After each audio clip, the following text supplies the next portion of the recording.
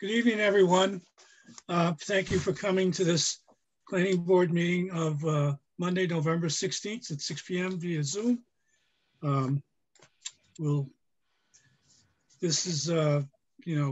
Hopefully we'll get our points covered tonight. So meeting is called to order, and I'd like to let the opponents have a chance to present their case for this project. So I would let the proponents speak, please, now. Sure, I'd like to introduce Dan Bailey, our attorney, and I think everybody knows the project pretty well, and I'm hoping that if there's any questions that are still out there, we'll be able to answer them. It's been a journey and a half, and we look forward to hopefully a helpful and good conclusion. Dan? Thank you, John. I don't have much to say other than to echo what John has said. We've got peer review letters that our technical people have completed, reviewing with your peer reviewers. There were a couple of open items, I think, from the last meeting and from those peer reviews that we're prepared to speak to. So I'd like to turn it over to our engineer, Brian Marchetti, to address at least one of those, and then we'll go to the traffic. Thank you. So Brian Marchetti here. Back at our meeting in August, comments were made with respect to some of the parking spaces, the location of them, and having a loading or unloading space for our commercial zone. So the only changes to the site plan that have been made since August was the remote parking area at the southwest corner of the site. We moved the southwesternmost row of spaces. So basically ended up in a loss of 7 spaces, which we were able to remove, I believe, 11 and add 4 parallel. So remove 11 perpendicular spaces and then add 4 parallel spaces back. So the net loss was 7 spaces. We still exceed what's required by the bylaws. So that was the only change that was made with respect to parking in the layout. And then in the main driveway, Moynihan Crossing, so the main access drive through the middle of the site, we added one we added one commercial loading area. And that was it. So really changes to the site plan were very minimal. We submitted the site plan to you, I believe August 13th. We weren't able to meet at the September meeting, and then the October meeting was continued. So this is the first we would have seen this plan. The only other question that came up was with respect to the traffic analysis. There was a little additional information that was asked for at the Washington Street and Summer Street intersections. So Green International did provide a supplemental memo discussing that intersection. It was reviewed by the peer consultants, and Green International is here on our call today as well to discuss that as needed.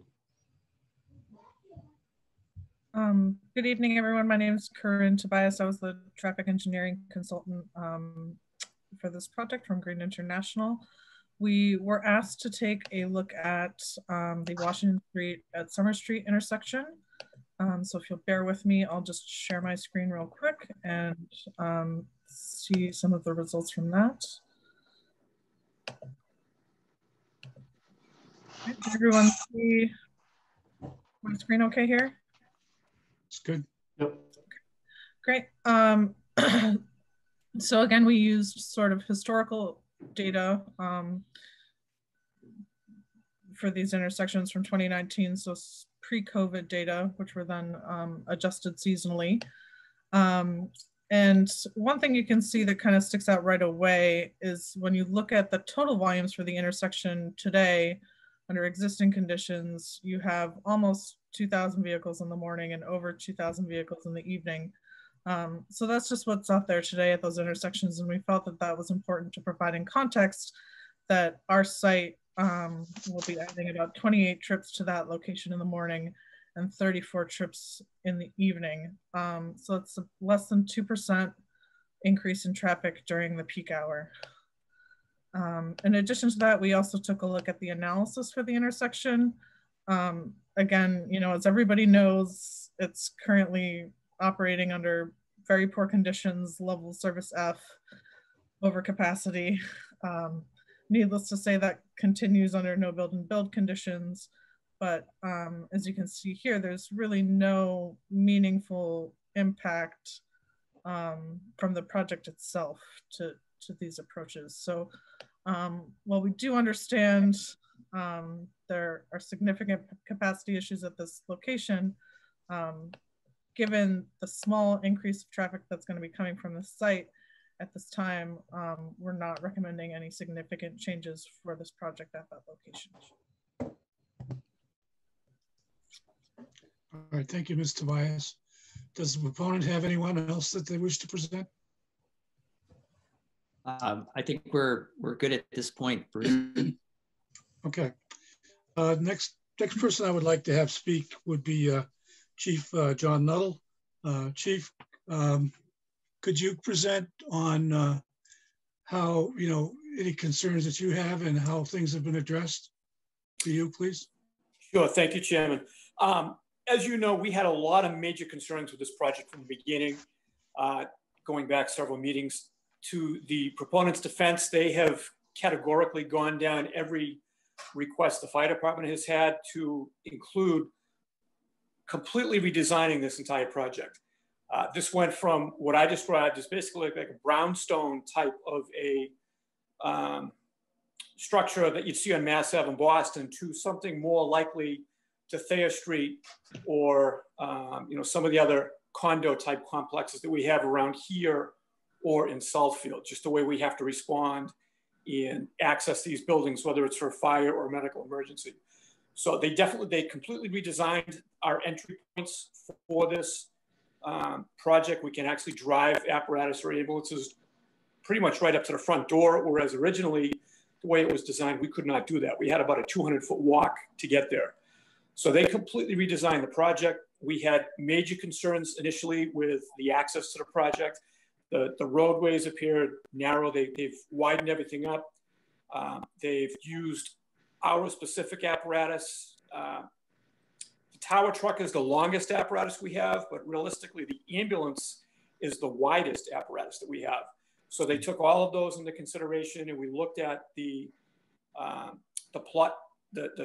apparatus radius turning plans that they had done, and we're on paper satisfied that it appears to be okay. The caveat on this in all of these really is they have to maintain no parking along a lot of those corridors. We're seeing that already in some projects in town where theoretically it works okay, but as soon as a delivery vehicle or a resident or anybody begins parking along that, you know, corridors where they really shouldn't be parked, it immediately shrinks that down to one lane. And that could be an issue. We have some projects already in town with that. But so as long as they're aware of that, and they're gonna have to maintain that, you know, all the access roadways are open at all times. Right now, the fire department really has no objection to any of the concerns we initially had. We had a lot of concerns initially, a lot of objections on this project. They really have categorically gone down and up to this point addressed everything. Thank you, Chief. Before I open this up, the next two steps will have board discussion, and then I'm going to open this up for public discussion. As far as when I open it up to public discussion, I want you to, there's a couple of things I'm going to need you to do. I'm going to need you to do like that emoji thing that you'll see on the bottom of your screen, like a thumbs up. And then when we see that, we'll try to do this in order, and we'll unmute you and let you speak, and we'll need your name and address and all that. But one thing I wanted to bring up before we get into the board discussion is Rick Collins had gotten the minutes from the water department. And Rick, as far as water issues go with this project, I don't know if you could bring that letter up, or if you just wanted to mention that, please. just to give credit where credit is due, it was from a neighbor who sourced it. But basically I'm bringing it up right now just so I can read from it.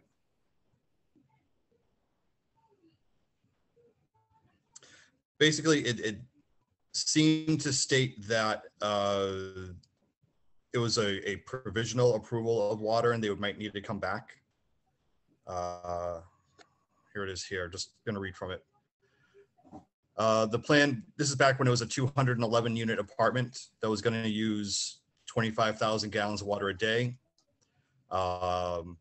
Mr. Muncie voices this would need to go through the hydraulic model first. Mr. Callahan reports if approved, we need to have control over where we'll be in 2 to 3 years. Mr. Cormier motions to preliminary approve 25,000 gallons per day pending computer model reviews and depending upon the capacity at the time of development. So I guess the question is if it needs to go back to the waterworks and was this modeling done? And do we need to make any approval conditional on the water department saying, yes, the water is there? Thank you, Mr. Collins, appreciate that. So now I'm gonna open this up to board discussion. Does the board have any questions for the proponent, please? I have a question, but not for proponent. I just want to check with this project has stretched out for so long. I don't remember exactly what the wording is anymore. The 2 votes are, there are 2 special permit votes to be taken.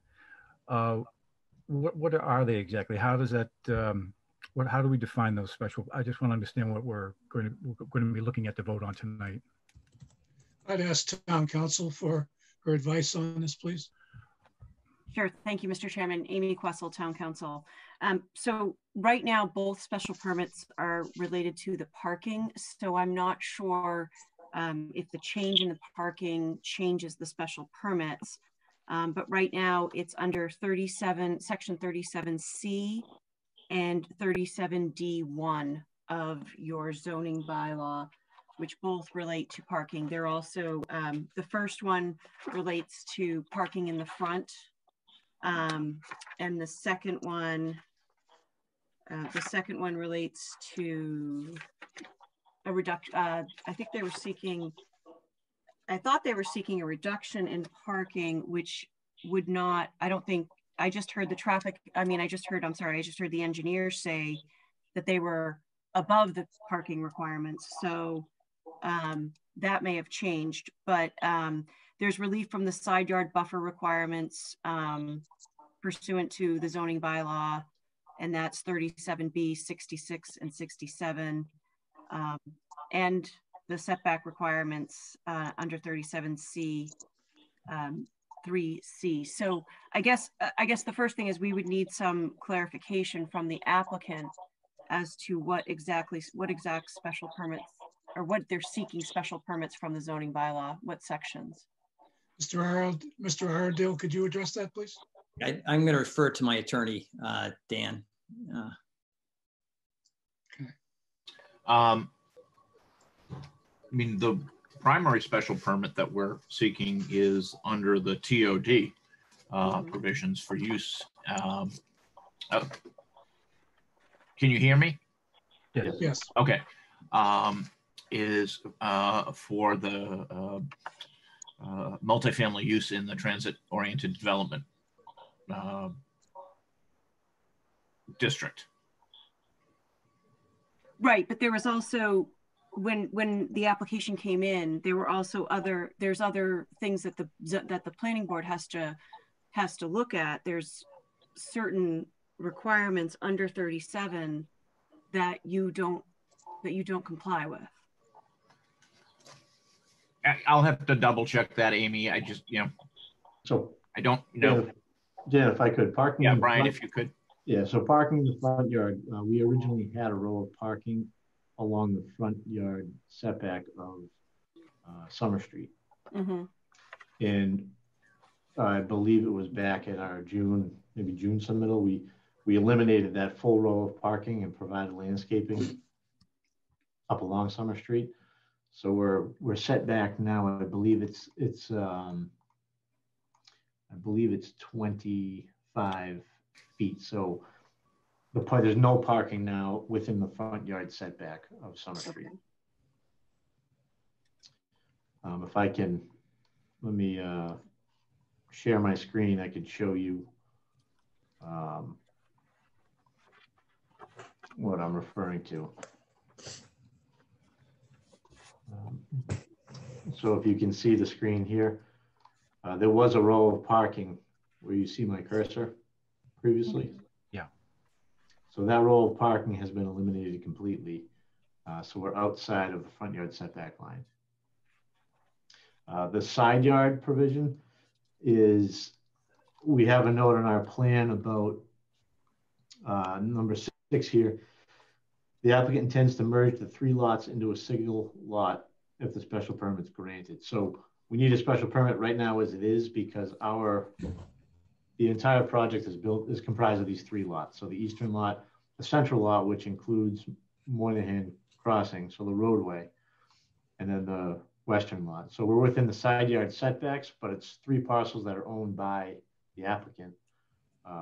So merging these with an 81X plan into one lot was the plan. But we were waiting for approval from the board to do so. So we'd request the permit and then we'd merge the lots after. So we would, at that time, meet all of the side yard setbacks.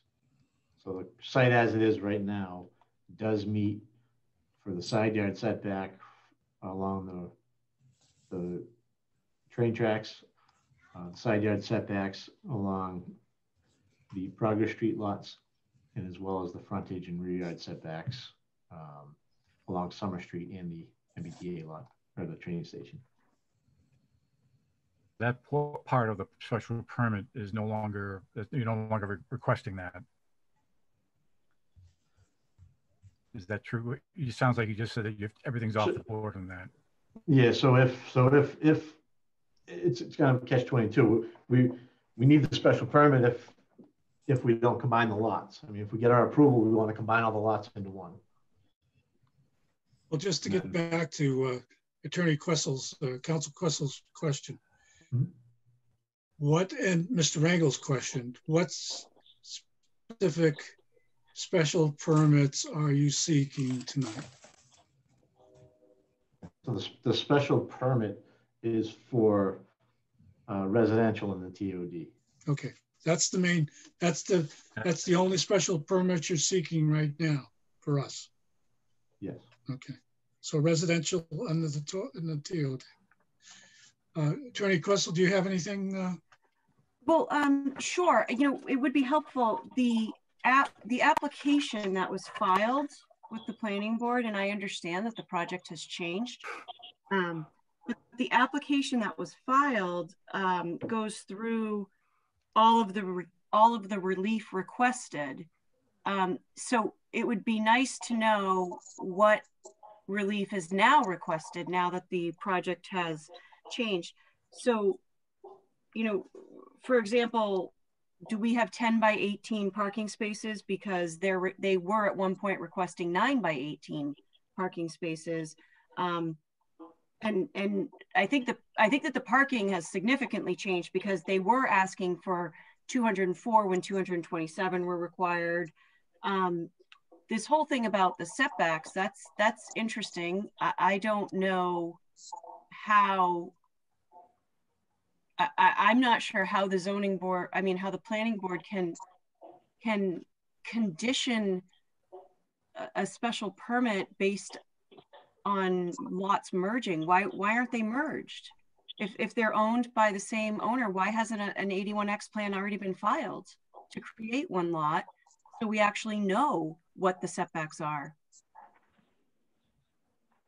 A proponent, can you answer this, please? Well, the plan is to file the 81X plan. So we. But I thought you said it was contingent upon the grant of the special permit. That shouldn't be. There should be no contingencies on an application. An application is an application. So if those 3 lots are to be merged, then an 81X plan should be filed. I mean, right now you have 3 separate lots.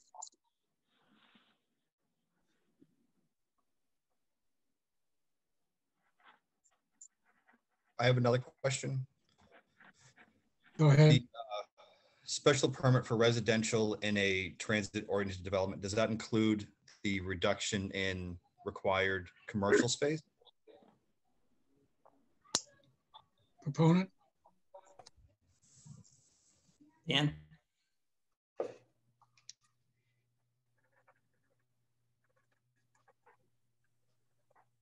Dan, are you there?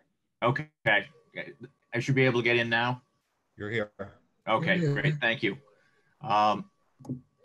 With respect, let me go back to the first question, the 81X plan. There was a lot of discussion back and forth at as this project went along about whether the parcels could be merged.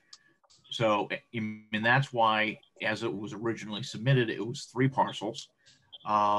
That's why we asked for the special permits for the setbacks, because there were 3 parcels. But as it evolved,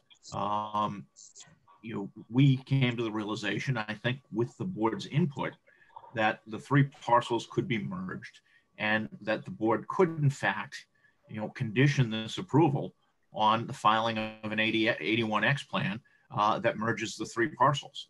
But honestly, we didn't want to merge the 3 parcels unless the project was going to go forward, because we wanted to maintain them as 3 separate parcels. In case this project does not go forward, it maximizes my client's flexibility. Why can't he just file an 81X plan to bring them back to 3 separate parcels? An 81X plan to bring it back to 3 separate parcels? You couldn't. I mean, you need a new subdivision plan. But if the parcels are they legal lots? Are they A&R lots? I mean, no, it's you're subdivision. coming to It's the a board. subdivision. Amy, it was approved as a subdivision plan. Monahan's Okay. Crossing was, the subdivision plan was to create the road to access the T station. So you've got 3 separate lots. You've got the lot on the north, the lot on the south, and then Monahan's Crossing is its own lot. So we don't want to merge, the two, the north and south lot, unless we know that this project has been approved. Mr. Chairman, is my memory incorrect? And I thought we've had projects come before us before where it's involved 3 different lots there, 2 different lots, whatever, more than 1 lot. And part of it was we voted on the, like we do like anything else for subdivisions. We voted on whether we agreed that the 3 lots could be brought together, which like a Form A, or that it can, it's a buildable lot, and then vote separately on the project itself. I could have sworn maybe we've done this incorrectly, but I thought that that's how we've dealt with projects in the past. I think you're right, Mr. Engel. I think we have done this because sometimes we run into situations like this. I'm just trying to get clarity tonight. Jeff, you raised the question first, and we've had this discussion. But in order for this discussion to move forward tonight, we need to know what the proponent is asking for. Yeah. This is what we're putting on. We've had all these meetings. Hopefully at this point in time, the proponent, it's the onus on, as far as I'm concerned, on the proponent to tell us what you want us to vote on so we can have this discussion. And we really need this to move forward with this tonight. So, Mr. Chairman, right now you have 3 separate lots. That's what's shown on the plan. And therefore you have setback, or not you, the proponent has setback issues. Because right now there are 3 separate lots. So the decision would be approving the plans that are submitted. I have reservations about doing that, about approving plans that show 3 separate lots and not addressing all of these setback issues when there's 3 separate lots. Well, Amy, actually, I think where Bruce is coming from, and I'm thinking the same thing in the background in my own way, is that after all this time, we're kind of come here and we have no idea what we're voting on, and I agree. Yeah, that's my point. That's my point. At this point in this discussion, for all these continued hearings, it's been on the proponent to come to us at this hearing tonight to tell us exactly what you want, so we can have this discussion and we can have the public discussion, and we can make a decision. But like you just said, Attorney Questle, we have the plans submitted. There's a question on setback issues and things like that. And the setback issues, so I had opined when the application came in, the setback issues are not waivable. Those are variances from the zoning board. Those so the setback issues are a requirement. They need to be addressed before we can move forward with this. With a plan that shows 3 separate lots with setback, with intrusions into the setback, those are dimensional variances that can only be approved by the Zoning Board of Appeals. Okay. We would typically in the past receive a plan that didn't show any buildings, and all it purely was showing 3 lots and coming for a request to approve them to be brought to the Registry of Deeds as 3 lots, and then showing us a separate plan with the development on top of that. That's why I think we've in the past we've done it. Whether that's correct or not, I'm not sure. But I mean, if that's the proper way we should have done it, but that's what we have done in the past. Gonna say, I don't recall any of that. No. Can I respond? Yes, please. Okay. What we are seeking is a special permit for multifamily development in the transit-oriented development district under 17537.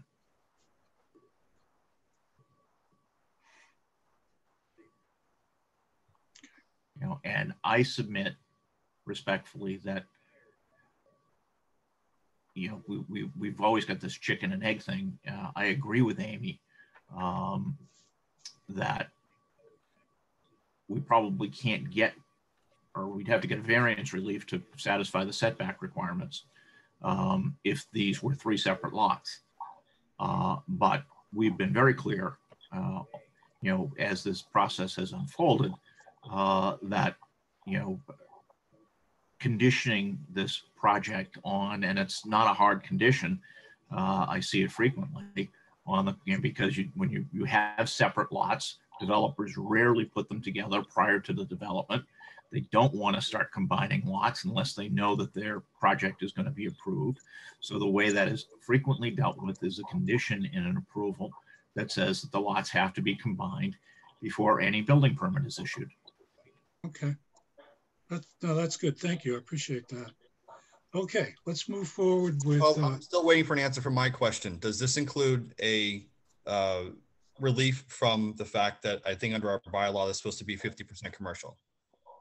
Well, yeah, I'm sorry. I lost that one in the rest of the discussion. What section 17537C says is that residential uses are allowed within the district only as part of a larger mixed-use development and not as a standalone principal use, except by special permit from planning board. So you could, under that provision, I think, approve a project that is entirely 100% multifamily. Then you go down to C2, and it says residential units may be located on the upper floors of commercial buildings as part of a mixed-use development without limitation as to the percentage of total gross floor area, provided, and it runs through 6 different elements, all of which we meet. Building is connected to the public sewer, 1 parking space provided for each unit, no more than 2 bedrooms per unit. Units must have a separate means of egress, separate from the commercial use. If you remember a couple of hearings back, that was one of the things that came up that we required a redesign on building D to address. Yes, I do believe you have that authority. But I'm asking, is that a separate permit that you're asking for?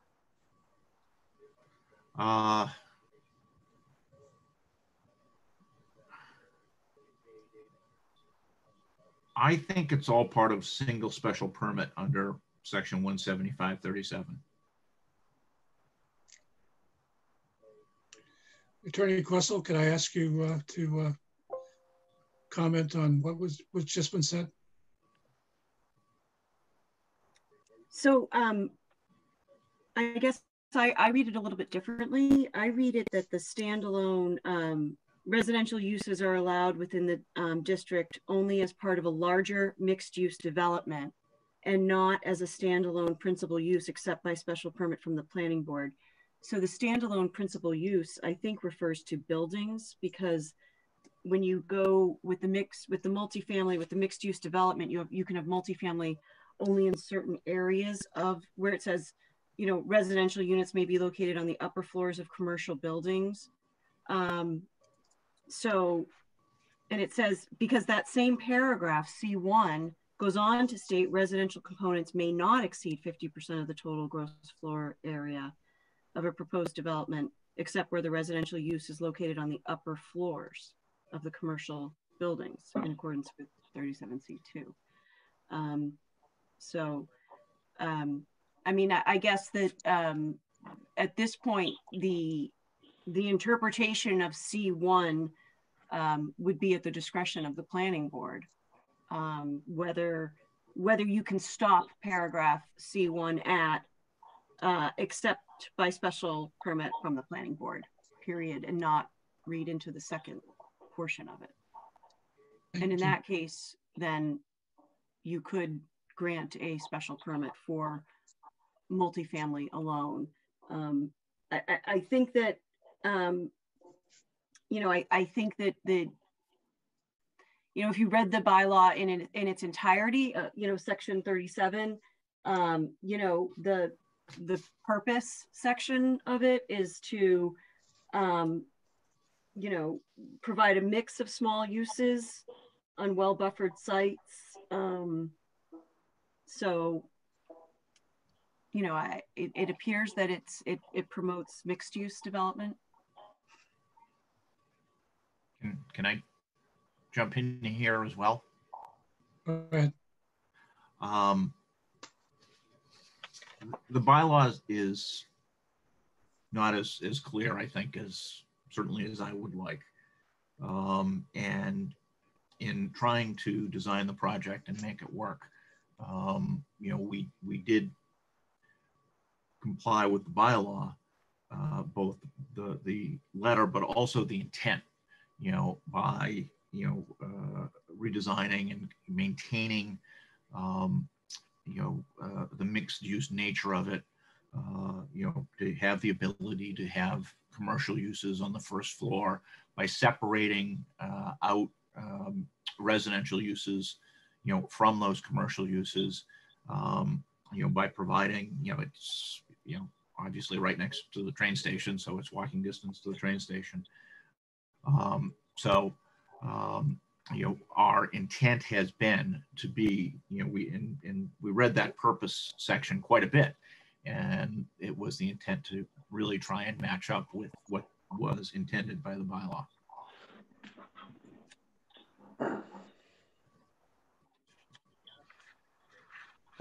Any more comments from board members? Is our traffic engineer on the horn? Yes. Yeah. We'd ask Corinne to unmute herself. No. Ours. Oh, our traffic engineer. No, I don't think Jeff is. Is either of our engineers on the board on the horn? Liz, Michelle?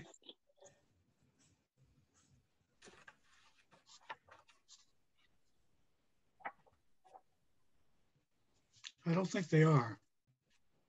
I don't understand why we would have a meeting without our engineers here. Because when we were meeting at the senior center, I emailed all the board members and said that they had asked me whether they needed to attend, because the last several meetings they had attended, they largely said nothing. And when I emailed the board members, it was fine not to have them attend. I asked them questions at every meeting about the traffic studies. So I want to make sure that they agree with the numbers that we got in from the proponent. I believe that our traffic engineer had seen the response from the proponent and provided a study, which I thought I sent to you guys. Their response, that would have been back in September, maybe? Sounds right. Can the proponent go over his plans to help mitigate the traffic on all fronts, not just 18 Summer Street? Do you want me to grab the letter from him? I think it'd be helpful just to have that. Okay. And in the meantime, can the proponent go over some of their planned mitigation for traffic?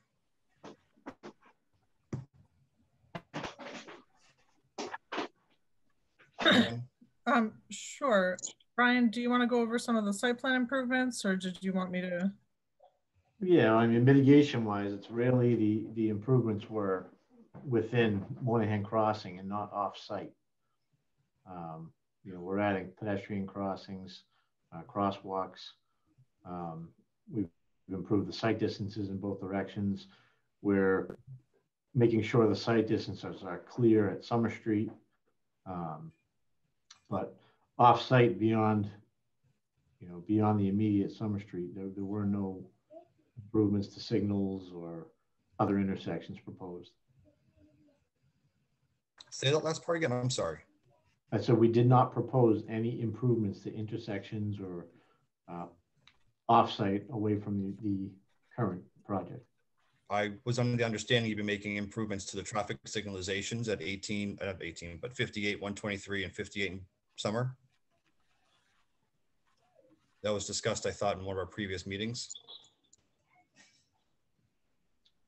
Corinne, yeah, just go through the section in your letter.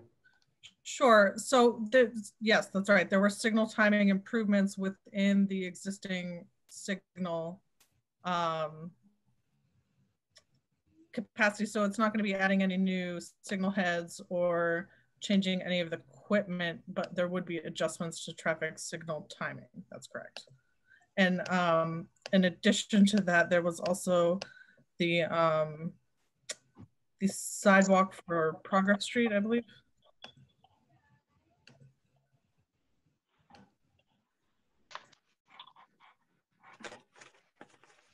Wasn't there also going to be a safety audit for Summer and Walnut? Rick, do you want me to read the highlights of Vanessa and Associates July 14th letter where they made a lot of these recommendations? I think that'd be helpful since we can't remember apparently. Okay.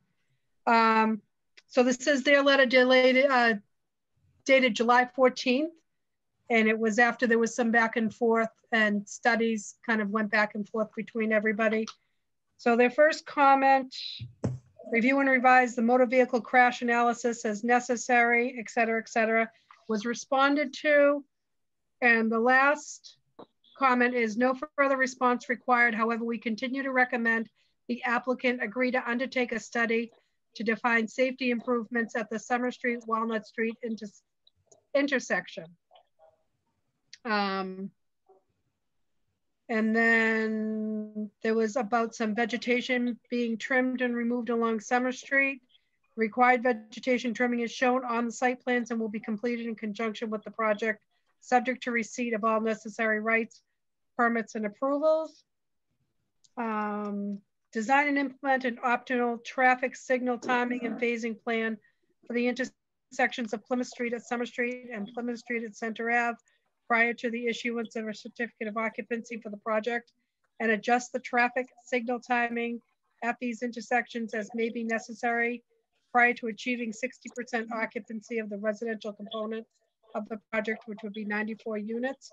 And the applicant has agreed to implement an optimal traffic signal timing and phasing at the intersections of Plymouth and Summer Street and Plymouth and Center Ave as defined above.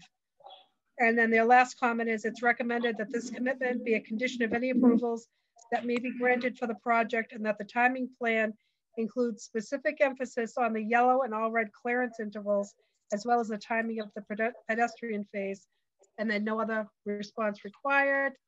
And then fund the completion of a road safety audit at the intersection of Summer at Walnut and Center Avenue at Plymouth Street, and design and construct the short-term low-cost improvements that are suggested as an outcome of the RSA.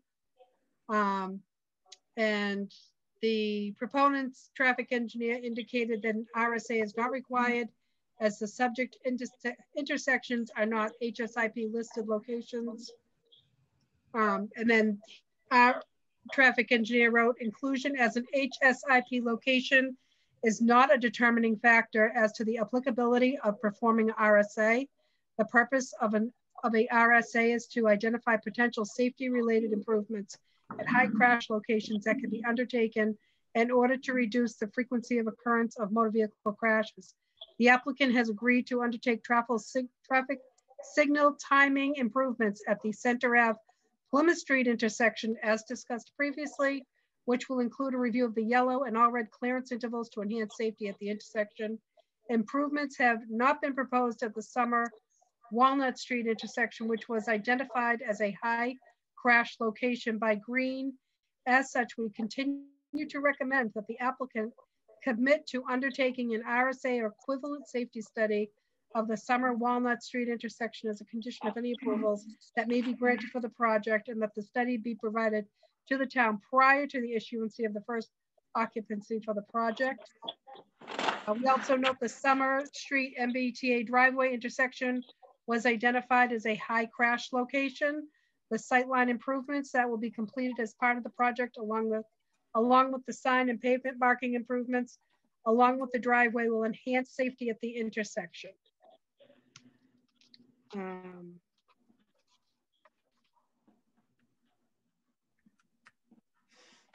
And then they suggest the applicant commit to investigating the feasibility of installing a transit screen display in the common area within the project for the trains coming and arriving and leaving.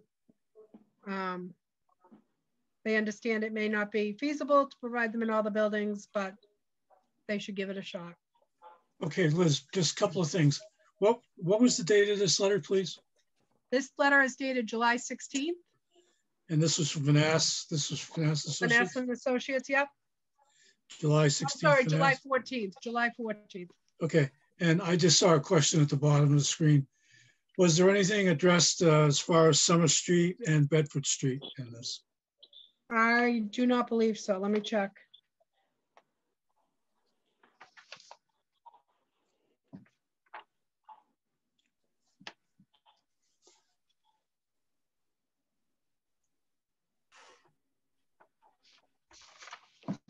Was that in your, that wasn't the intersection they asked you to go back to, right, Corinne? No, That was Washington Street? Summer, that's correct. That's the one that I suggested that OCPC could do a safety analysis of. But I don't see that listed in here. It might have been in an earlier letter. Well, that to me is, since I did the TMCs, turning movement counts at all those intersections.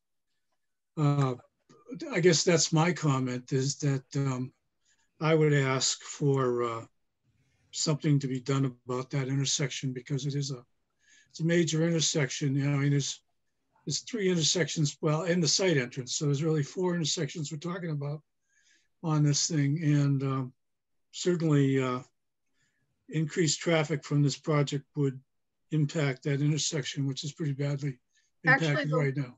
The last letter, the September 3rd letter, does address that. That was the piece that you went back and looked at. Okay. Sorry, it turns into Washington Street at the intersection. Yeah, and they refer to it as Route 18 Summer Street, and it does turn into Washington Street near that part.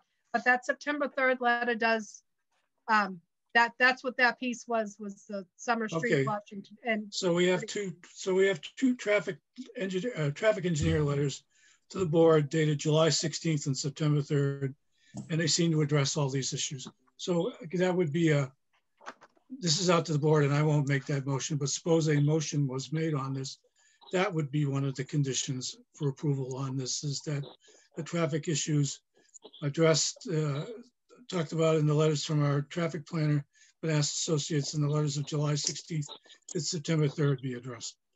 Okay, any more comments from the board? Mr. Chairman, I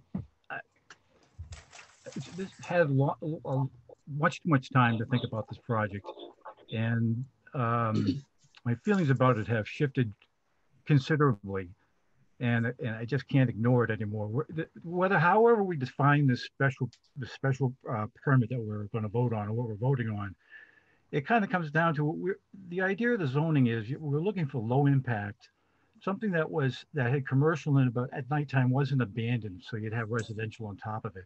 But it was supposed to be low impact, very small kind of store, something you might see down in North Avenue, down in the business center and such. My problem here is that let me say first that I don't think there's a project out there that isn't detrimental in some way to its community, because you're changing where that was there originally. And well, actually there's some projects that do improve, but I can't support, I guess I'm coming right out to it. I can't support a special permit for allowing to not look at the commercial end of it, and the fact that this is such a high density residential purpose that I don't see that it warrants to bend over backwards, because it's not really adding to the community. It's changed so much. It's not what I thought I would hoped it was going to become, plain and simple. They've answered all the questions and they pulled back all the setbacks and all of that, but kind of came down to the basic things that in this project got so stretched out of place, was that in the very beginning, the questions that the fire department brought up as a very basic thing, and this is something where we started to look like we were going to jump through hurdles to help them through this, because it looked like a great project, is when you dug down to it, it was a conceptual plan, even though there's a lot of details to it, and there's a lot of engineering that's gone into this thing. The site had never been designed. It didn't function correctly. The fact that the fire department had to point out things to make it work. And back then it kept shifting. We were looking at it as a group that we'd start to look at all the details, and just to find out whether they're going to come back in another month or two with a whole new design, because they've had all these questions about the height of the buildings, the access to the fire engines, et cetera. And then finally, when this project moved further along, and now we're looking at the buildings themselves, you look at the buildings and realize that what kind of units were these things? There was no way for people to move furniture into their units. The units facing the street had no balconies. None of these units had balconies out there. There were no elevators in the buildings. I lived in apartments a good chunk of my life, and I don't know what kind of apartment those would be like, but there's no open space. The parking was very short-sighted, as far as, I mean, it fits the basic design, but it doesn't take into consideration where people pull into with their moving vans, where, all of these basic necessities that would have gone into this design. It went from an architectural design and got thrown right into the engineer's hands, but it didn't get smooth. An architect, if the architect had been in charge of this whole site, would have been smoothing out, looking at how all these small areas work. With all that said, it's been a very forced project, and it no longer, as far as I'm concerned, no longer warrants looking over those things of not meeting the idea of the zoning, of the transit oriented. It's just, in my mind, it's too condensed, and it really doesn't meet the spirit. And the real basics of it too is Summer Street. I think they summarized it perfectly. Summer Street is completely outdated and is in need of major work on it, meaning sidewalks up and down it, probably widening in areas, adding third lanes where some areas have to be. This is far beyond the proponents of this project. It's not their duty to deal with this. I think that if they introduced this project somewhere else in town, that it would have been a good project, but where it's located and bending over backwards to give up the idea of the zoning for this area, it doesn't meld. It's like just putting too much to force a project into this now. It's not adding anything anymore. And I'm just afraid, well, I'm not just afraid. I'm listening to all of these people that are all on the screen right now. And I've been one of them myself, that they know what they're talking about. This is not an improvement. This is detrimental. And I can't support, however you want to word the special permit, I can't support it.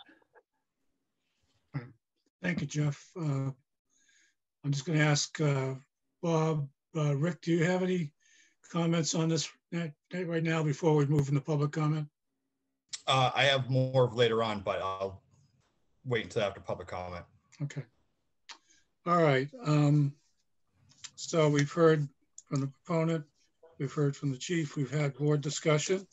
I'm going to move on to public comment. Now, again, I laid this out. In order to ask to speak, we need you to give like the thumbs up emoji on the bottom. And when you speak, when you get that, we'll try to get you, we'll unmute you. We're not going to unmute everybody. And we're going to need you to state your name and address, please. So let's start with the public comment.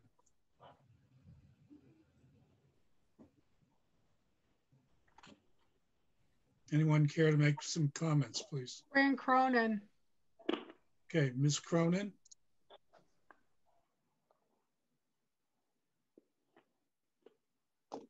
I can't hear her. Is she unmuted? No. There you go, Fran. Remember, it takes a moment to unmute. So just wait a minute.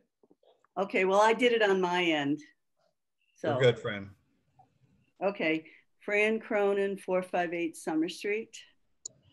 I have to echo what Jeff is saying first, because it's like there are so many issues with this that it isn't going to be an improvement. But I'm going to take a few of them. One is I have the minutes from the August 4th meeting with all of the information about the traffic conditions, requests, things like that.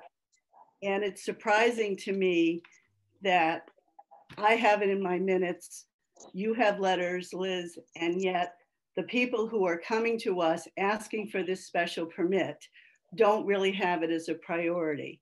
And it doesn't seem as if many of these issues we're talking about seem to be a priority to them at all. And there's just not the follow through. I know at the August 14th meeting, there was a discussion of the historical traffic study that was done, and it was mentioned that it did not include, it was done in the summer, it did not include buses and other issues. And there was no, and today it was presented by their traffic person as everything is fine. We only have 4,000 people total going morning and afternoon. I have notes from August 4th saying that there were 7,000 people going and coming on Summer Street during that time. So there just seems to be a lot of missing information. In addition, the attorney had mentioned an easement issue, which hasn't been addressed tonight. And I'll stop there because there's just so many other issues. Give someone else a chance. Thank you, Ms. Cronin. Bruce, Wendy had her hand up, and then AJ had an emoji.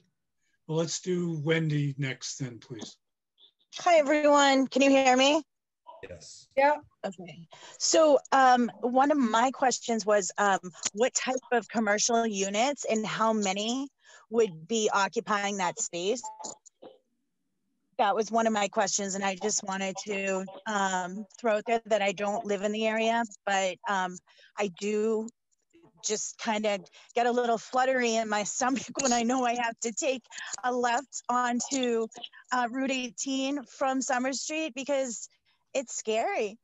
So I can't even imagine the rest of this traffic, and I really think all the side streets are going to be impacted by this. So anyway, if you could just answer that, I appreciate it. Thank you. Thank you, Ms. Havel. Proponent? There were 2,000 square foot suites. There's 3 of them. So it's 6,000 square feet of commercial space in the lower floor of that building. 3 individual units, and there are no known tenants yet at this stage of the process. All right, thank you. Liz, could you bring up AJ next, please? That was the next door. Yeah, Kevin's doing that. Okay, AJ, Kevin. you're all set. Hello, we're AJ and Samantha. We're at 66 Progress Street. So this will literally be in our backyard.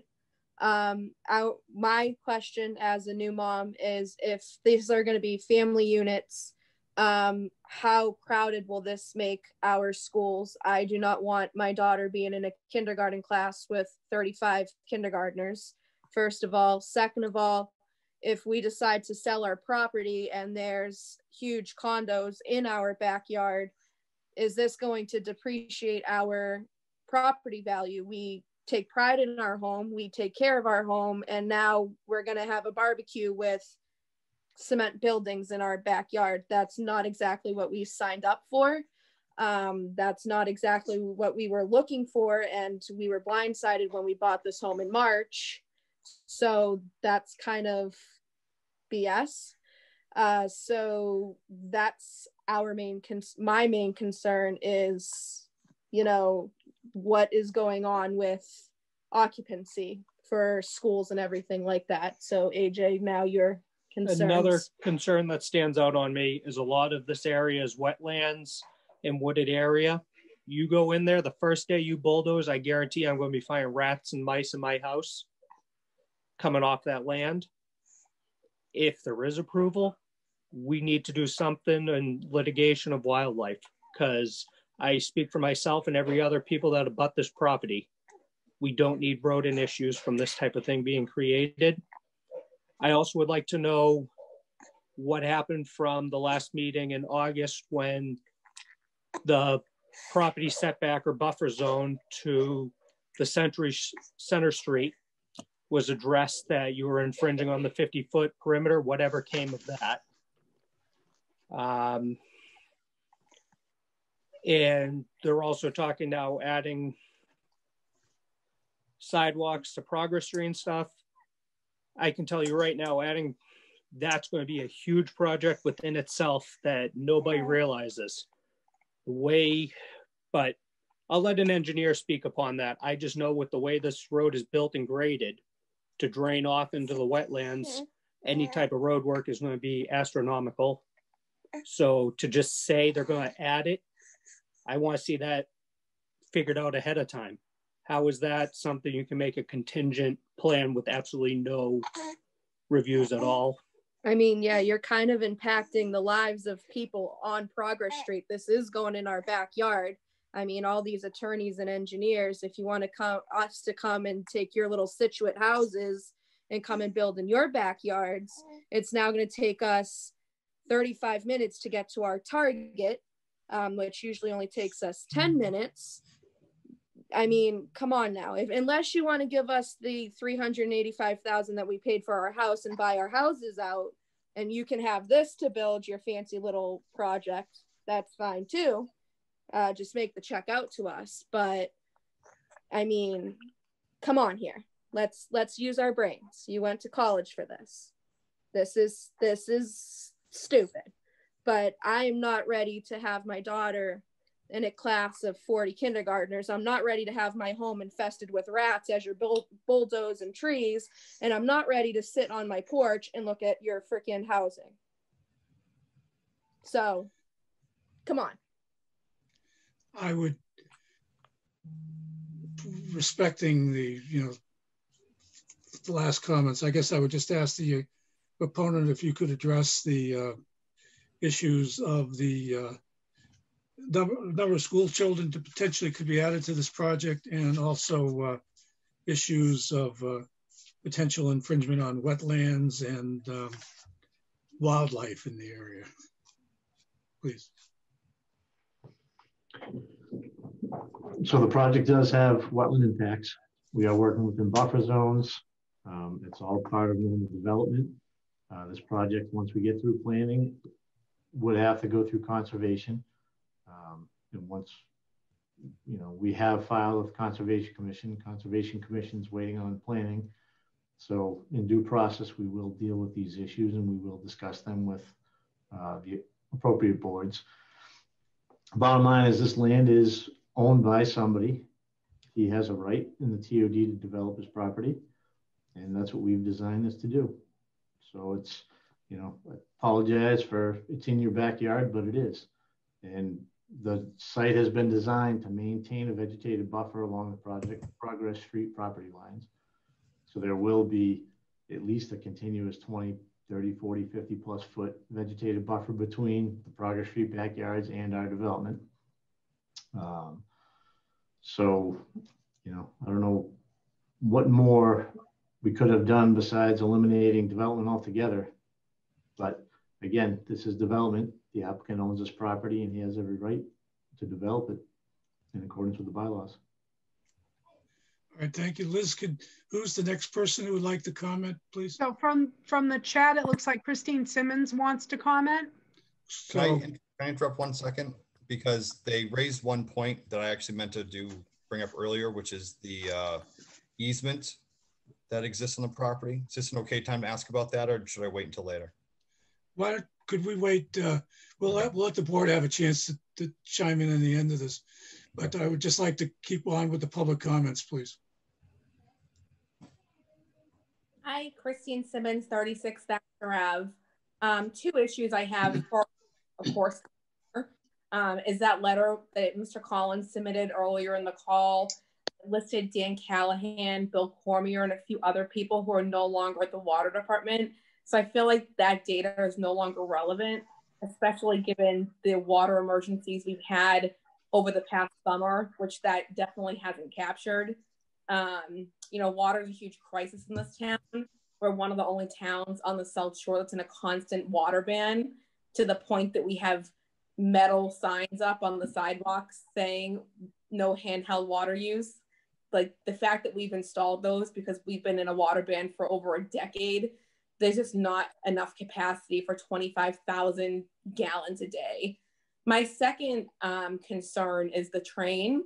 I do normally, outside of COVID, take the train every day from Abington to South Station, and there's no space left on the train. By the time we get to Weymouth, maybe there's 5 people that could get on the train, but it's packed. I've seen the train in the winter during delays, people get turned away. And if you've seen in the news this week, the MBTA is actually planning to downsize beginning in May 2021. They're going to end commuter rail service at 9:30 p.m. instead of midnight like they do now. And they're going to reduce the number of trains on each line. So it's already going to be hard for the current residents in town that rely on the train to get back to work in the city. And I'm imagining that within walking distance from the train, a lot of people living in these apartments are going to be looking to take the commuter rail. There was a news article out yesterday that a lot of members of for town committees have been trying to work with the MBTA and not do these restrictions because they're thinking it's going to be very detrimental to the local economies. And I'm not sure if any of that has been taken into consideration last couple months. Okay, I mean, so I'm going to ask the proponent just 2 things that I'm getting from Ms. Simmons' comments. One would be the water situation. I'm just going to throw this out. Has any thought ever been to drilling, you know, wells on the site for water supply? I mean, that, you know, but I mean, again, tying in, of course, it, you know, one of the conditions would be to have adequate water. And the second one is, I know that those apartments that are on Summer Street right now, because I've done counts, not a lot of those people take advantage of the train station, and they're right across from the Todd District. Is what Ms. Simmons said, it would be attractive to people using the commuter rail. If you've done projects in Todd districts before, do you have any idea of how many people live, the percentage of people who live in these projects that are in Todd districts, or do you have any historical data? Do you have any idea of people who live in Todd districts? What's, you know, what percentage of them actually utilize commuter rail? Because you're not going to restrict people who live in your projects to they're all going to take the commuter rail. Probably a lot of them are going to drive or whatever. But I'm just saying historical data, the water issue and historical data as far as people who live in projects in Todd districts, what percentage of them actually utilize public transit?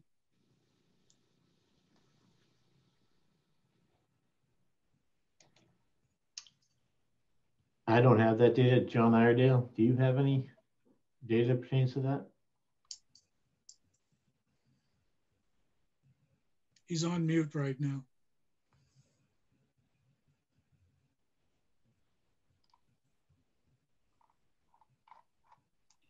He's muted. We can't hear you, John. Which John are we talking about? John Iredale? Is that the one you were asked, Brian? Yes. There you go, John. Thanks. So I've talked to many, state people about the TOD, and they are, it's a benefit to those people that live next to the commuter rail, and that's why we bought the property when we bought it. I don't have any specific data to tell you how many do take it and don't take it. I can tell you that I have a property in North Quincy that has 32 units. That's a block from the T. And that property, there we have, I believe, 64 parking spaces. And I have 23 cars that occupy that space. If you go to the same ratio that you have here, you have 1 and 1.4. You'd need approximately 45 spots for that location, and what you have is 23 cars. So you don't have a lot, and it is a benefit for people to live next to the T and to take, and that's why we bought it.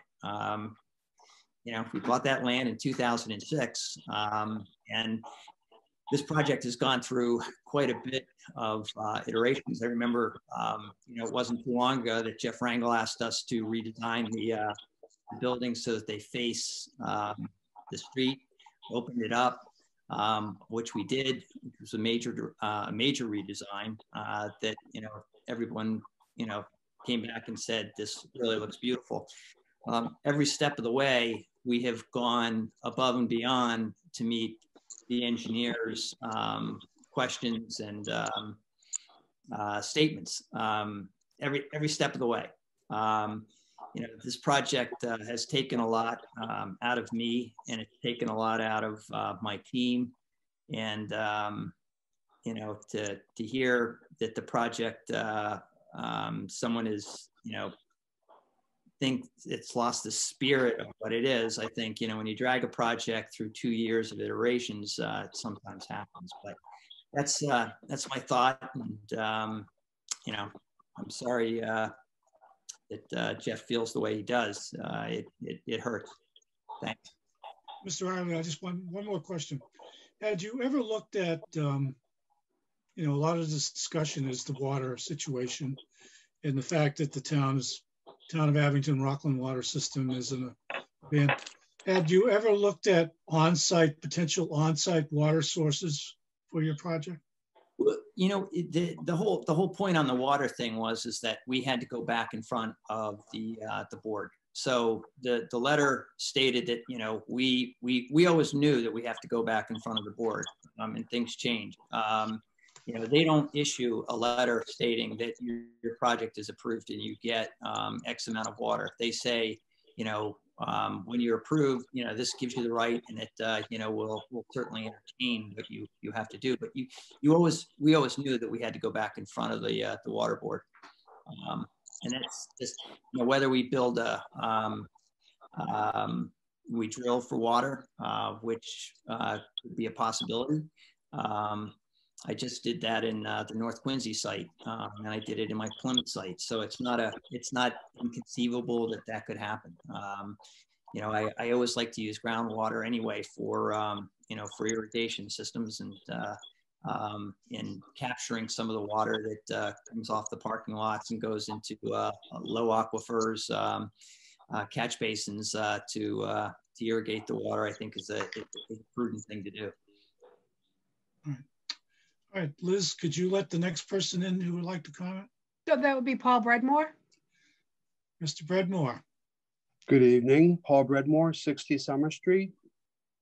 A couple of things. I'm concerned about the study that was done for Route 18 because right now, if you've done a study anytime this year, it does not take into account COVID, where we don't have parents running out at 6 o'clock to soccer games or baseball games or whatever else when they're trying to get to the town field at rush hour. And while I appreciate Mr. Arundel's frustration that they, taken a lot out of him and his team, for me to get some mutual respect there, I just want to say that it's taken a lot out of the people on Progress Street and on Summer Street, because we've been on this journey as long as you have. We are just as frustrated as you. I have mentioned before that this project, I'm not against the project. What I'm against is the location of the project. You're landlocked between two overpopulated areas where traffic and safety are a huge concern. And your architect and even your traffic person says, there's no plan for improvement outside of the development, but this development impacts everything outside of it. It has to. It's going to be an impact on this town that they're going to reduce ridership on the T. Then the people that you are sourcing to move into these apartments won't be using it because the schedule won't allow. I've had to drive my daughter to Braintree because of delays on the T. You can't compare us to a city like Quincy. We're not a city, we're a town. We're a small town that's kind of overgrown our space. I appreciate the fact that you made an investment here and everything, but this is kind of one of those things that when you make an investment, you need to know what and where you're investing in. And for the project that you are proposing, and it's the location of the project that is the problem. It's inherent to everyone that lives on any street that gets impacted by this. And you already have a plan to sell this off to someone else. And, that's a concern to me. I know they have to be under the same guidelines as you and all that, but you're going to do this, build it and walk away, and it's over and done for you. We have to live with it. I've been on Summer Street for 25 years. I've raised my family here. I am not going to see it turned away and put myself and my family in jeopardy from people screaming down Summer Street. We had an accident about 6 weeks ago on Summer Street. Someone took out a fire hydrant and a light pole, and, it just gets worse and worse. What we don't hear about is all the accidents that don't happen when people are still going 70 miles an hour down Summer Street, and you want to bring more cars in to a very narrow area. It's just not right. And this isn't the right time for it, and this certainly isn't the right place for it. Thank you. Thank you, Mr. Breadmore. So Bruce, just quickly, Corinne needs to be unmuted if we could do that. Yes, could you unmute Corinne, please? I'm all set, thank you. Okay, and then the next thing real quick was Ellen Delaney sent you and I both that email, and she's just left a message to see if you could read that email. Yeah, it's the water thing, I believe. No, it's it was dated yesterday, and it's will sidewalks be added from the commuter rail station to the Walnut Summer Street intersection? And she thinks it should be included as part of any stipulation should the project be approved. She feels it's a very dangerous place for walkers. And then after that, the next person in line is Michael Kim. Could you let Mr. Kim in, please?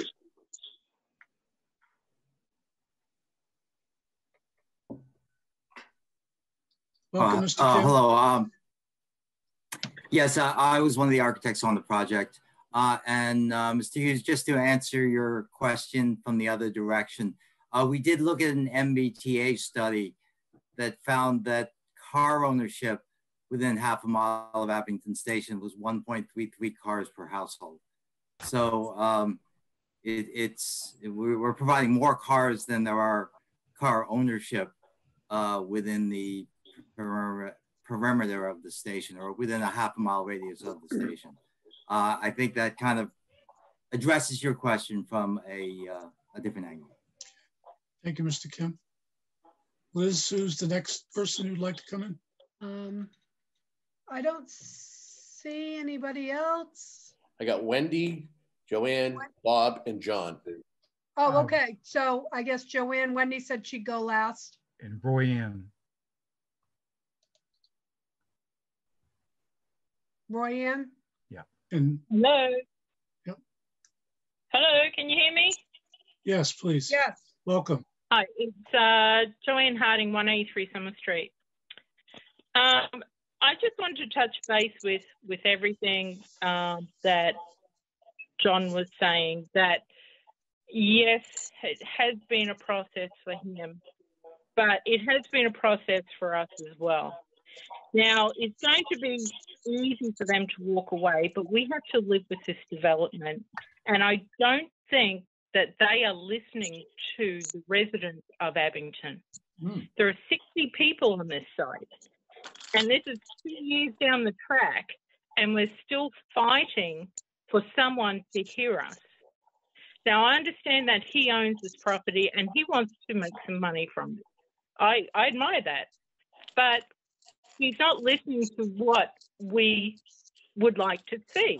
What we'd like to see maybe would be much fewer units, green space, giving something back to the other residents, the footpaths that people are talking about, the lights on, you know, on going onto Bedford Street, going onto Walnut Street, going onto Plymouth Street, even lights from Park Ave.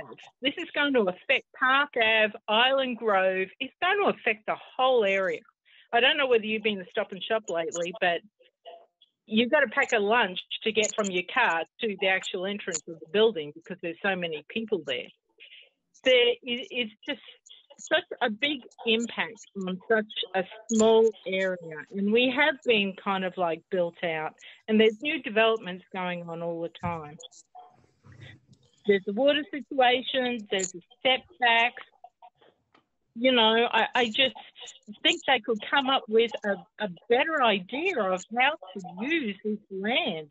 There's the animals, there's the wetlands. And once you start moving wetlands around, people are going to suffer if they're your neighbour.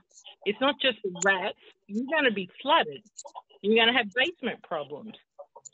You know, I think they need to address that they need to listen to us residents and do something about it instead of pushing this big development that might work in other towns or cities, but not Abington, because I don't know anyone that wants this. Thank you, Ms. Harden. I love your accent, by the way. I'm sorry, I had to say that. Any comments to Ms. Harding's points from the proponents, please? So I wanted to address some earlier comments because I was muted, in particular regarding kind of the questions about the COVID volumes and also the MBTA traffic. So if that's possible, I can kind of touch base on those right now. For COVID, I just want to be clear that we used historical traffic count data. We didn't collect new counts, in particular because we were aware and concerned that volumes would be lower now. So Mass DOT has issued guidance specifically about how to use historical data and bring it up to date based on growth rates that they've observed from that data. So we didn't actually use counts that were taken during COVID because we wanted to reflect kind of a normal condition. And then in addition to that, I just want to clarify that for the MBTA, when we did our traffic study, we did note that, you know, the town of Abington does have some people in town that currently use the commuter rail, and certainly people at the site are likely to use the commuter rail as well. However, when we did our traffic projections, we looked at the gross volume and we didn't take any credit for the MBTA for that. So our traffic study actually looked at that worst case scenario of what would happen if they were all on the roadway network. So I just kind of wanted to clarify some of those things that had come up earlier in the discussion. I just want to make a comment too that Old Colony Planning Council has been doing traffic counts at train stations during the pandemic, and the numbers in the train stations are way down. I think on the Plymouth line, the only station that had any sense of normal occupancy was the Kingston station, and maybe the Weymouth station over by the Naval Air Station, but the rest of them are all, you know, the parking's way down. Those are just numbers that I happen to see. I work for Old Colony Planning Council till Friday when I retire, but the numbers are way down on those. That was a comment that I wanted to make. All right, Liz, could you let the next person in, please? Yeah, it's going to be Lisa Richardson. Ms. Richardson, welcome. Hi, thank you. Lisa Richardson, 94 Progress Street. As a new homeowner, it's hard for me to understand. So I think this question might be both for the planning board as well as the proponents. But as we look at the traffic studies and the impact to the town, can you please help me understand whose responsibility it is to maintain and grow our roads to handle this proposed traffic and proposed new residents? It's unclear to me if that's something that the proponents need to plan for, or if the town needs to plan for that. That's my question. Thank you. Lisa, Corinne, Ms. Tobias, you might comment on that, and then I can comment on that from Old Colony Planning Council's perspective. Sure. I think the way that we generally look at it is we try to mitigate whatever impact we might have. So in cases where, you know, our project is going to be making things worse or significantly worse, we try to, you know, make an investment to make sure that our project is causing these types of problems. And in some cases, it's not always, you know, if there's an existing issue that's out there, that's something that is a little bit more related to kind of the town as opposed to this particular project. So as far as the town goes, Old Colony Planning Council is an MPO, a Metropolitan Planning Organization, and there's a process called the TIP, the Transportation Improvement Program, and program in which the town would put in OCPC as a conduit for federal and state money to improve roads. Now, in Abington, the representatives on the Joint Transportation Committee, which looks at these issues, is the DPW superintendent. I'm the alternate, by the way. But the town does put in for improvements. For example, I'll give you two examples. One was the intersection of North Quincy Street and Chestnut Street, where a roundabout is constructed. That was something that the town put in for money for. But the town puts in the OCPC to the transportation, to be put on the Transportation Improvement Program for funding to improve roadways. You know, state roads through the town are a different priority, you know, that goes through the state. But as far as the town of Abington seeking funding to improve roads, they would go through my employer, you know, to be put on that list. So sometimes in the past, proponents have paid to make improvements at intersections or whatever, but as far as roadway improvement goes, there's a funding process that goes through Chapter 90 money and the Old Colony Planning Council TIP transportation improvement. So that's the sources of funding to improve roadways within the town. 1 second, Mr. Chairman. I have a question for Amy. If it's more about what the case law is regarding when towns are able to ask developers to pick up the cost of infrastructure improvements versus when it's the town's responsibility. Is there case law that kind of says where that line is? what's allowed? So only if the bylaw specifically requires off-site mitigation. Where here you have, not only do you have a special permit, but you also have site plan review, which is being undergone now. So with site plan review, you can look at traffic, you can look at internal circulation, things like that. There's really no fine line as to how far off-site you can go. I think it is concerning, though, that there's a intersection with a level F and traffic is being added to it, even at 2% or even at 2 cars, and nothing has to be done. That is a bit concerning, that you do have, I mean, F is obviously the lowest. And I don't know if it's because there is absolutely no improvement that can be made, or if it's just because they feel that they're not required to improve an F because of Mass DOT requirements or something like that. Well, Ms. Questle, you know, building on what Mr. Collins has said, you know, and the comments made by Vanessa, our traffic engineers, could we require the proponent as a condition of approval for this to mitigate the intersection that has the conditions of F to improve it to a C or something? So the only way that I would recommend a condition such as that is if we had a actual feasible plan to do that. So if VHB, I think that all of the recommendations in the 2 VHB letters that were dated, you had noted the dates of those 2 letters. I wrote them down, but yeah, I think that all of the correct. So all of the recommendations in those, I think, can be conditioned without a problem. That's what I was thinking. You know, requiring that an intersection be improved from an F to a C is a little bit too ambiguous. We would need more evidence that it can be done. All right.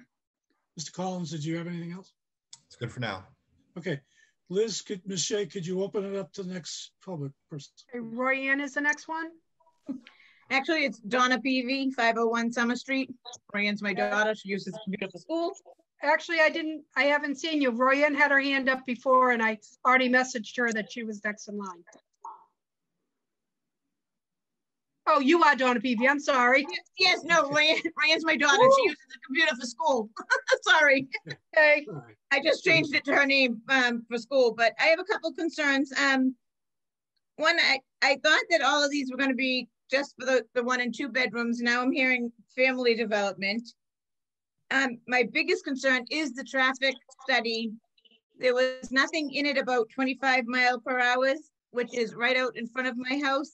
Basically probably to slow people down for the traffic light at Plymouth and Summer Street, which doesn't work. But if you, and I watch people with the lights now as they hit the gas to beat the light. So if you have a timer on it now, how's that gonna stop that? They rush to beat the trains, which is even crazier too. And in the comment of the North Quincy one, we had talked about this at one of the meetings. There are the TOPs at Quincy, North Weymouth, and North Quincy. The areas that they're built in, Quincy is near the Quincy Center and the Marriott Hotel. The Weymouth one is Route 18 and all the shopping malls, and the North Quincy one is near State Street. This is a residential area. So this is a little different than all of those areas. I grew up in Quincy, and it's a lot different because you also have buses that can get you around. Abington doesn't have a bus to get you from one part of town to another. So more people have cars in Abington. Then there was the conversation of 1 car in the apartments or only having 1 car. The train can't take you to soccer or to Stop and Shop or to get a coffee, so there are gonna be more cars. This is COVID right now, and I live on Summer Street, and it's still crazy. I sit here and I watch it. It's like a racetrack sometimes.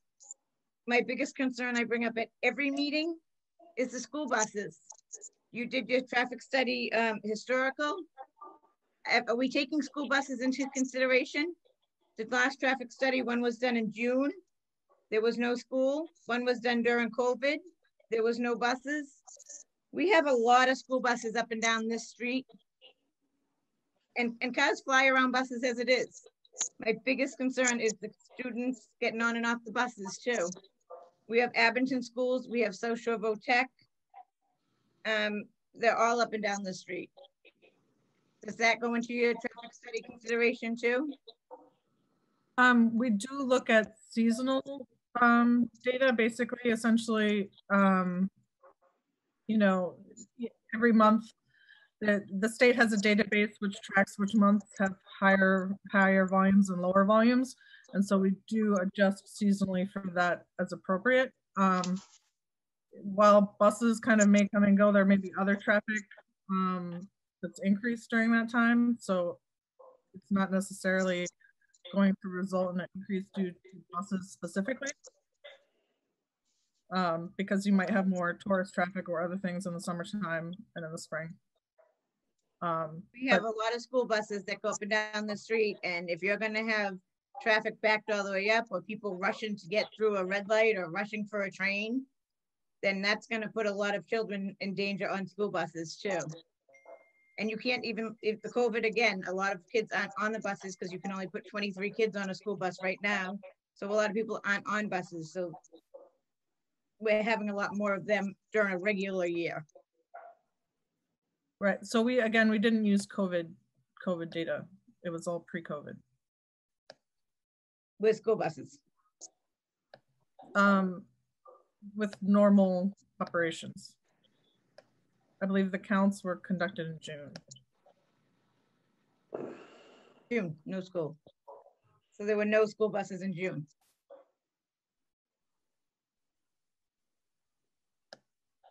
That's correct, but the data is seasonally adjusted to reflect a normal month.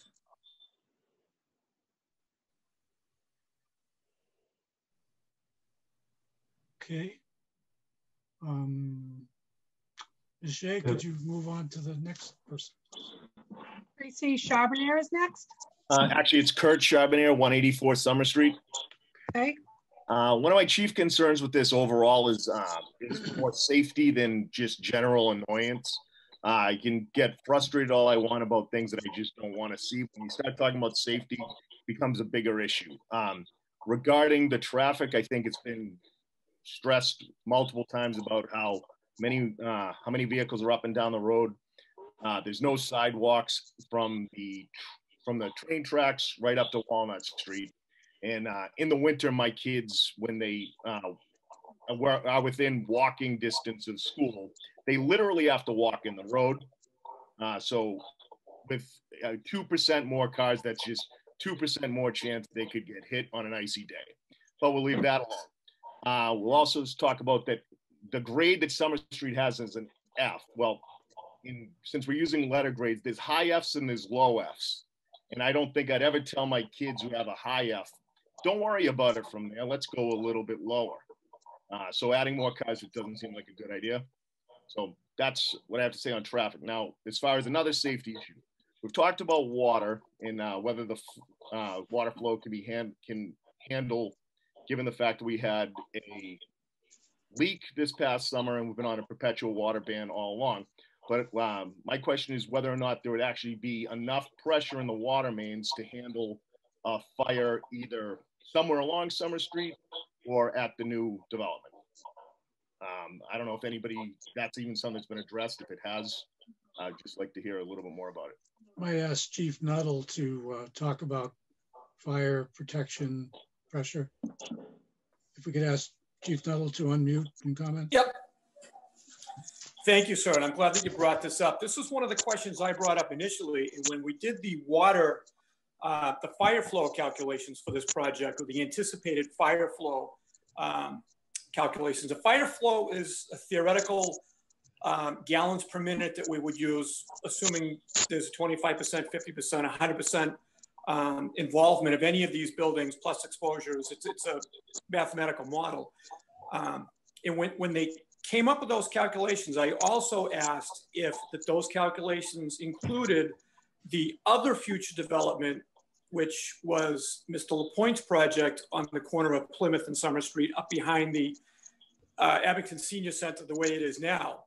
And I'm not quite sure what the status of that project is, but I know that that's right behind all of this. They also just built another 8-unit condo directly across the street from this proposed project. So that is one of the concerns that I have with this project, to make sure that the anticipated fire flow took into effect or took into consideration those projects as well. Because I don't believe that it did, because they don't exist right now. And there may be a way that they can kind of get around that. But as all of our residents have said, we are going to be stuck with this project for the remainder, for the town. We have to deal with it, or any other future projects that come in right next to it, adjacent to it in this area. That I'm not even getting to the traffic on that, just with the fire flow. If I could, real quick too, and just because I have this and you can ignore my other request to speak, I'd really like to talk about the comment that Mr. Erdale made comparing us to Quincy. We are not Quincy. We're not even close to Quincy. And I'm only going to speak for my department. We have a 27-member fire department, but we're divided by 4. There's 4 shifts at all time. We have a shift strength of 6 firefighter paramedics at any given time. We also cross-staff our fire apparatus with ambulances, 2 ambulances. So there's many times we're down to 2 firefighters left in town if I have 2 ambulances, both transporting to the hospital. We are not Quincy. Quincy does not operate an ambulance. They have a private ambulance. Quincy has 8 fire stations. They have a minimum of anywhere from 30 to almost 40 members per shift at any time. And that does not include their training division. That does not include their fire prevention division, of which I have 1 member who's also the deputy fire chief. And as I said way back at the beginning of a lot of these meetings, this is just another impact on our fire prevention capabilities that we're already grossly outstaffed with. We can't keep up with what we have now. This is not their fault. This is just one additional project to many that we have going on in town right now. We have a major commercial development going on right now up on Chestnut Street. We have continued to build units on Randolph Street. We still have multiple houses being built all over town. In addition to this, plus the one up the street by Mr. LaPointe if he does his. So I agree, sir, with your question, how does this impact fire safety? The gallonage of water is one concern, but the overall impact of how it affects the small fire department is huge. Thank you. Thank you, Chief. Ms. Shea, could you let the next person in, please? Okay, that'd be Wendy Happel, wanted to come back and speak again. Sure, please, Ms. Happel. Hi, how are you? Thanks for having me again. Wendy Happel, 40 Adams Street.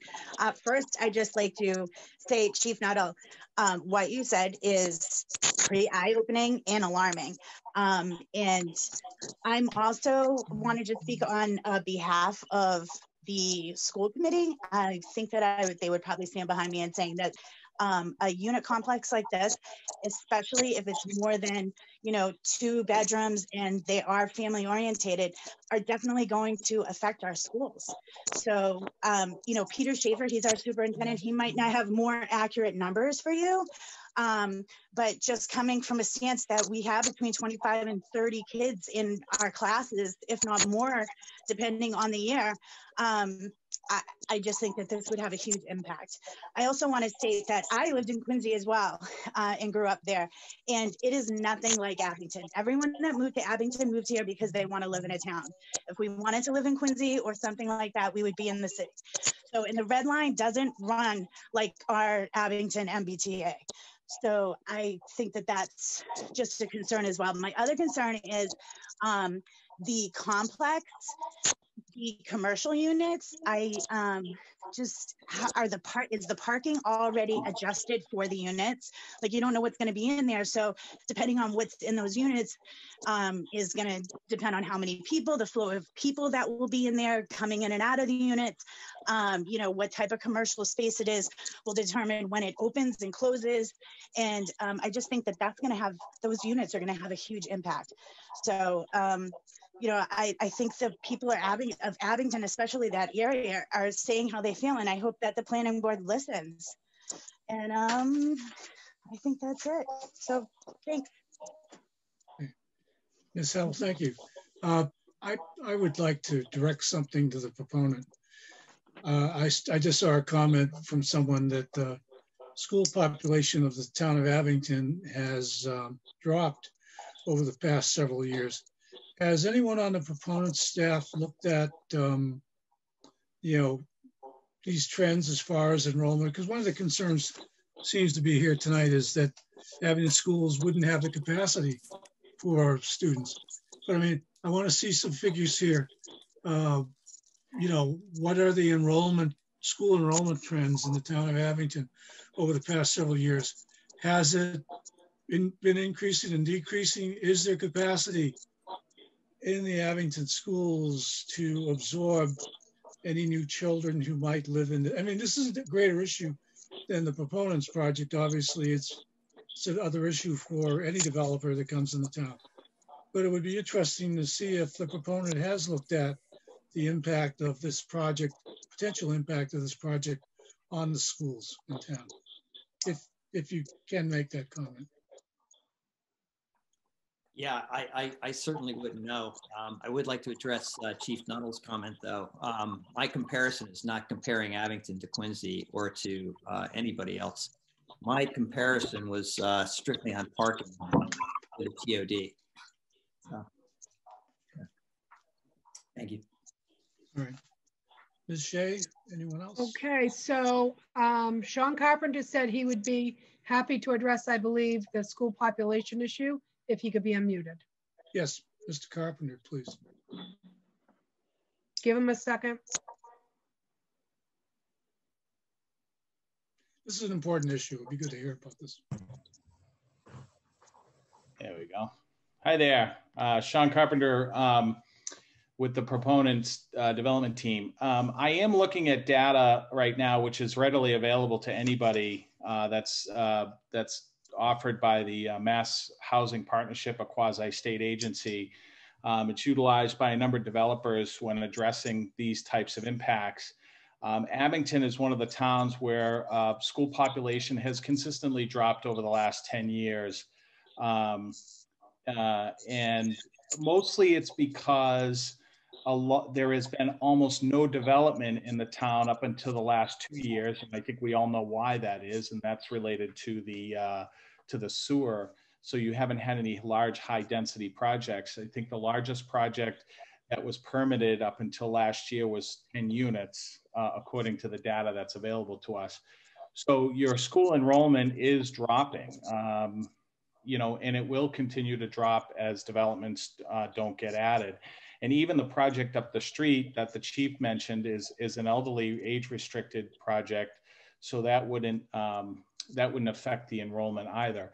The other thing I want to say about this project, and I can dig into the details of this data that will probably bore everybody to death, but these are 1 and 2 bedroom units. These are generally units that are rented by both younger populations, folks getting out of college, and starting new families, to empty nesters. And this is just trends, and this is, you know, we do have feasibility studies that could address all of this. Although I doubt we'd probably spend any more money having a feasibility study done.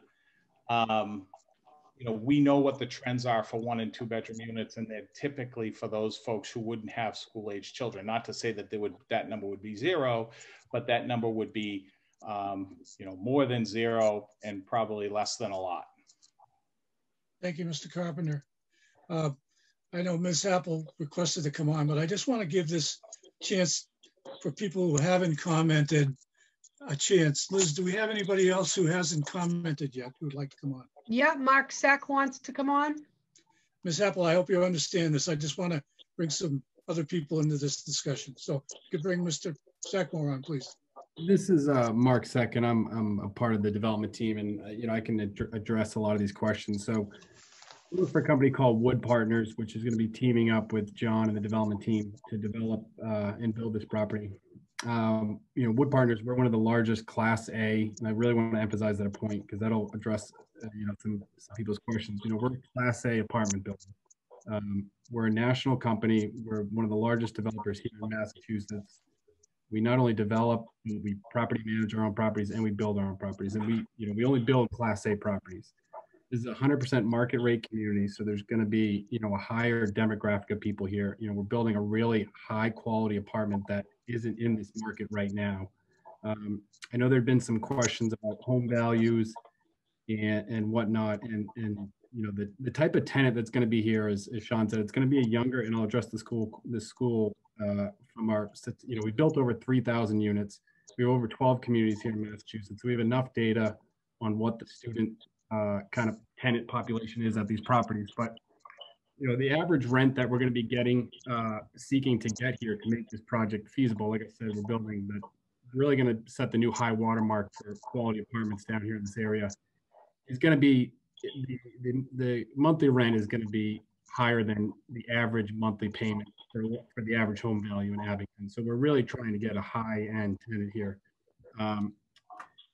And yeah, while most of them, you know, are going to be drawn here because of the proximity to the commuter rail, I think it's unfortunate that, you know, the MBTA has had cuts and, you know, overcrowding on the trains. That's, you know, that's nothing specific to this project or this town. We have recently projects in Walpole, Andover, and Franklin that I have the statistics on. All those, you know, similar towns to Abington. You know, obviously Andover has one of the top school districts in the state. Walpole and Franklin are very good school districts as well. And the in-school students was less than 6%. So on a project of 156 units, we're talking less than 10 kids going to be impacting the school. A big thing there I'd like to point out further is the tax revenue from this project is going to be north of 600,000, which I think will be very beneficial to the town in their teacher needs, as well as I heard the police chief say, you know, he's a little bit, you know, potentially stretched thin in his staffing. And, you know, so having 600,000 of additional funds for the town to use is really going to be beneficial. You know, and also just to point out that, you know, these residents they're all going to be renters by choice, not by need. You know, they can all afford to buy in town or the surrounding towns. And they're going to be here with, you know, disposable income that they're going to be spending in and out the community that's going to benefit everyone in the town. You know, so I hope that addressed some, you know, some questions about, there's been the biggest question about the schools and our, you know, we have, you know, we built and managed over 3,000 units here in Massachusetts, and we've all been around that 6%. And we're only a suburban builder. We don't build in the city. So it's all a really high level data point.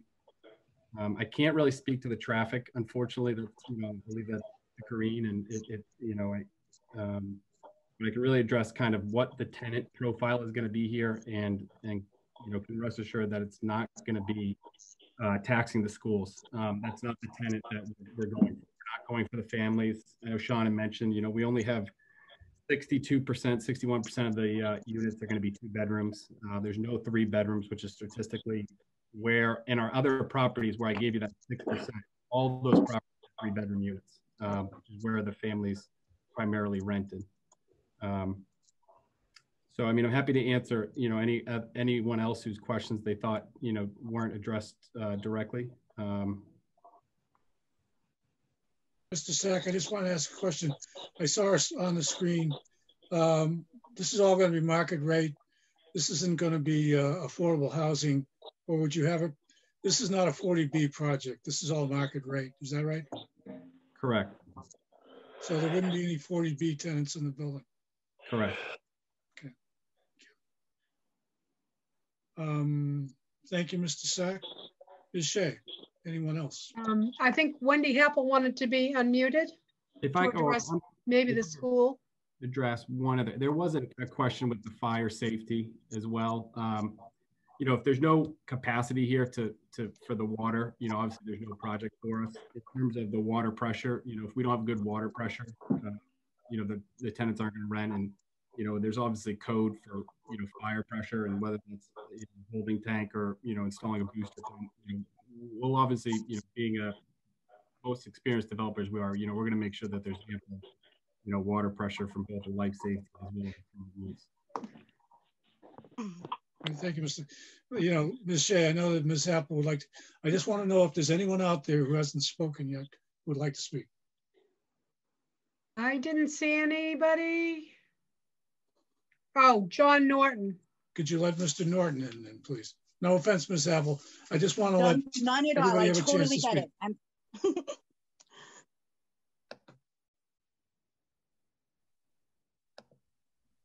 Hello. Go ahead, Mr. Norton.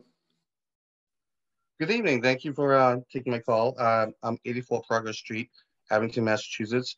I did have a lot of concerns about the people on Progress Street, and I'm interested in knowing, like as a new homeowner, as myself, the new development there, the wildlife, that was not really addressed correctly. But as far as I'm concerned, as the proponents are just saying, well, that's their right to build there, does not make it right.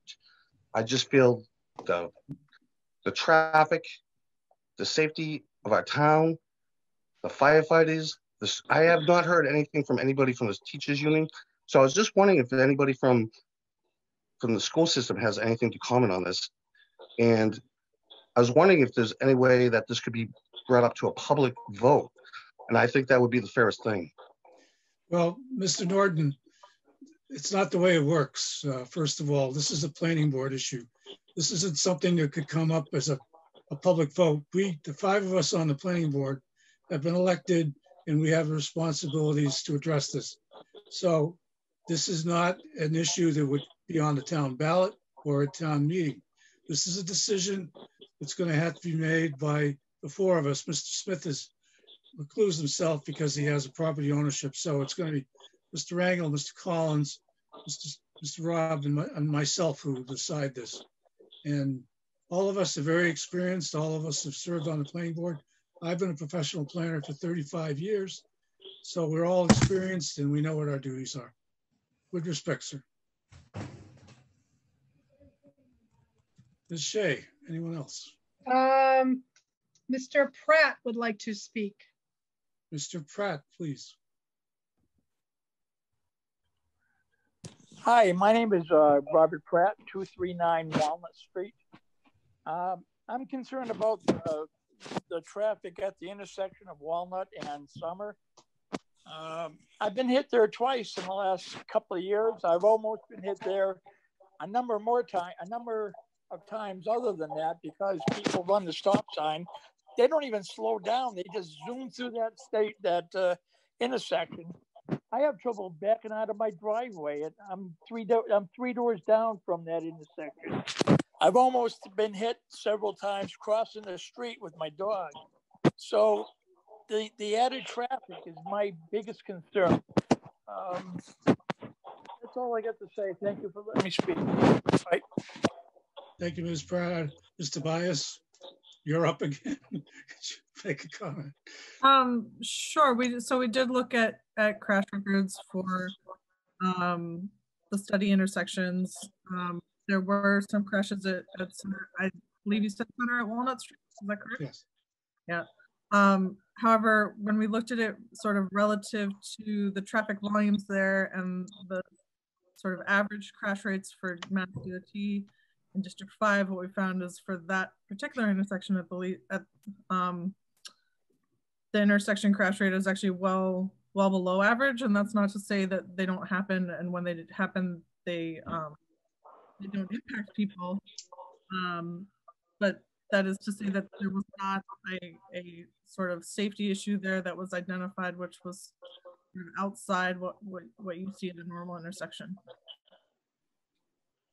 Thanks, Mr. Myers. Ms. Shea. We'll All get to right, Ms. it looks Apple. like we have Ron Howe next. Retired Deputy Chief Ron Howe, please. Actually, it's Pam Howe that's speaking. Oh. Okay. Okay. Well, I wanted to comment on the fact of the affecting the schools. And I remember we got the same basic type of information when the Woodlands went in. It's going to be oriented towards young professionals. There's not going to be families. And guess what? When the Woodlands went in, and it's right across the street, there was a bus stop made there. And the classroom sizes were way up over 30. So I don't believe that any type of project of that size is not going to have an impact on the schools. I think it is going to have an impact on the schools. And also the woman that was speaking about the school buses, there's school bus stops out here at this intersection. South Shore Votech lets the kids off. And I witness it every day. The traffic flying through the stop sign. I mean, my own kids years ago almost got hit crossing to get to their bus stop. So the traffic is a big problem and issue with this complex. And, you know, I just wanted to, you know, put my 2 cents in about, it is going to impact the neighborhood in a negative way. And there are going to be kids that are going to live there. And, you know, I just hope that it's all taken into account when the decision's made. Ms. Howard, and you know, addressing your comment, and I'm getting a feedback here, Mr. Sack. Every time there's a development in town, we've been told almost all the times that there won't be children. Well, there are. It's how we get a sense of the numbers of children that could potentially be generated by this development would be helpful toward us making our decision as to whether or not, you know, one of the things we'll base our decision on will be whether or not this would impact the schools. And, you know, we need to get data. To say that there won't be any children as a result of this development is disingenuous. I think there will be children based on the experience that I've had in planning. But I guess I would ask Mr. Sack or Mr. Carpenter just to give us, if there were, you know, if there are children in a development like this, just to give us a sense of what the numbers of the children could potentially be. Thank you, Mr. Chairman. I mean, just having looked at the data, I mean, you know this being in the planning business. I mean, we can only surmise what we have in terms of data in front of us. If there were, I mean, we know that just in the planning process that in a 2-bedroom unit, you would only account for 1.5 people per bedroom, right? So we know like that 1.5 person myself. Yeah, so the half person is only taking up a half a seat in the school department. But the, you know, so say it's 3 people. So you either have, you know, 1 child or maybe 2 children or none, you know? And so the idea is that, you know, for 1-bedroom units, obviously you're not likely to have school-age children, although that's not to say that that couldn't happen. But, you know, overall, it would be a minimal amount for 156 units. You know, my guess is you'd probably be under 20 and maybe even under 10. I think what Mark was saying is well taken in that these are market rate higher end units. So the likelihood of a young family moving into these units is just not there because they're higher end. It's a higher end product. So, you know, I could give you as many opinions as I have, but I mean, the reality is that we don't know what that population is going to look like, but I can tell you that the burden on the schools will not be significant.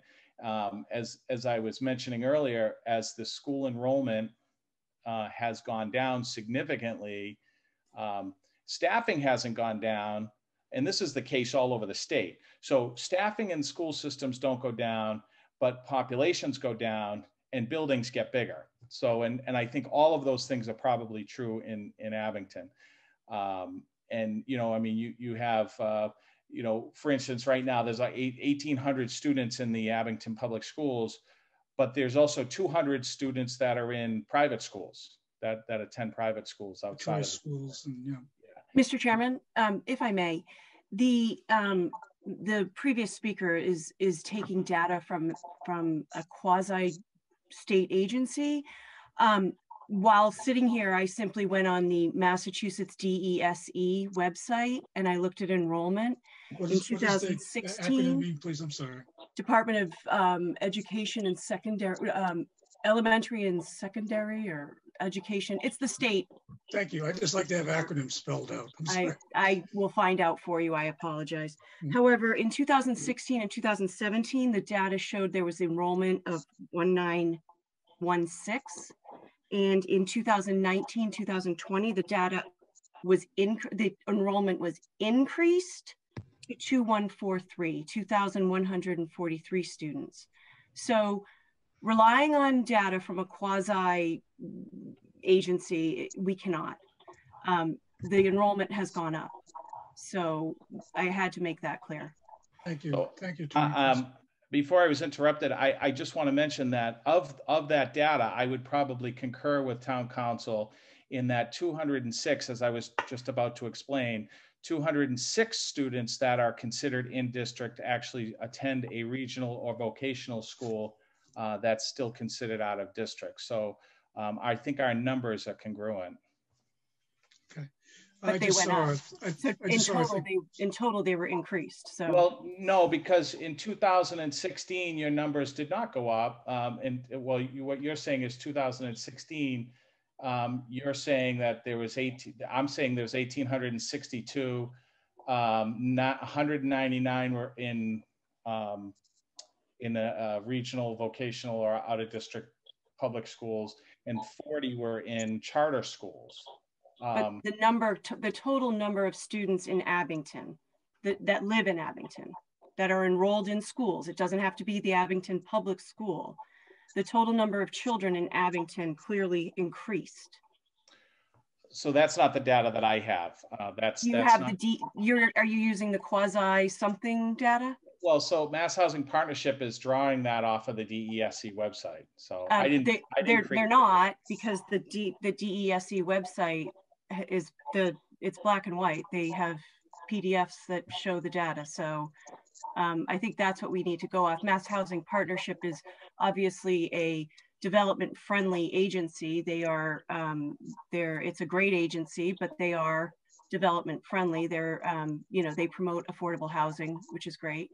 But I think that's important. The other thing that I wanted to make sure that everyone is aware of is that because this is not a 40B development, there are really the developer or the owner, the management, whomever it may be, cannot not rent to families.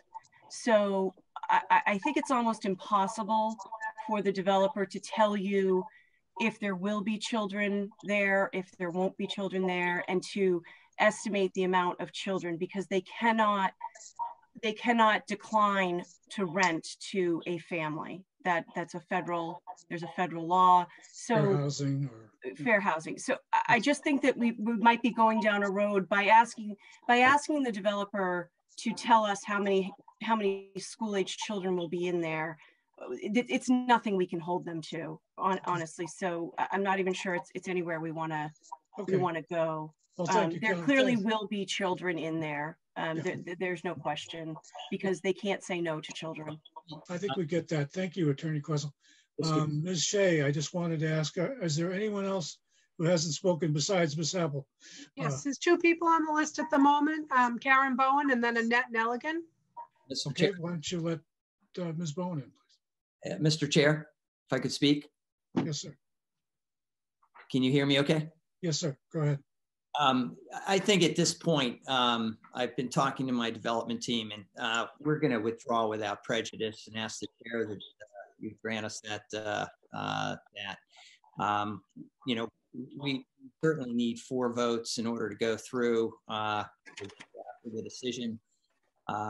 Without Mr. Engel's vote, it's obvious that it's not going to work out for us right now, and it pains me, and I know you've worked real hard, and I know the other planning board members have worked real hard also. But I think at this point, we need to go back to the drawing board and take a look at it and come back and with some, with some thoughts and, hopefully a better project. Well, thank you, Mr. Ms. Kressel, could you explain for the public what withdrawing without prejudice means, please? So the applicant has the right to ask to withdraw the project, withdraw his application or petition prior to the planning board closing the public hearing. The request to withdraw has to be accepted by a majority of the board, and so in a land use permitting context, with for example, a special permit or a or site plan review because it's in your zoning bylaw, if they were denied the project and by not getting 4 votes would be a denial, they are precluded from coming back for 2 years unless they come back with a significantly different project. And even if it is significantly different, it has to be deemed significantly different through a process by the planning board. So this is it's a vehicle that has been it's built into 40A section 16 to allow a developer to go to the drawing board, exactly what Mr. Iredale said, to go back to the drawing board. He's heard 2.5 hours of comments from not only planning board members and the fire chief, but abutters and residents of the town. And so, I think he has the right to ask to have his application withdrawn, and the planning board has to approve that. All right, I've tried to be, as chairing this meeting tonight, I've tried to be as open as I can, and listening to the proponent and the public and the planning board members and stuff like that. And I think it's been a good process tonight. This is how the planning board works.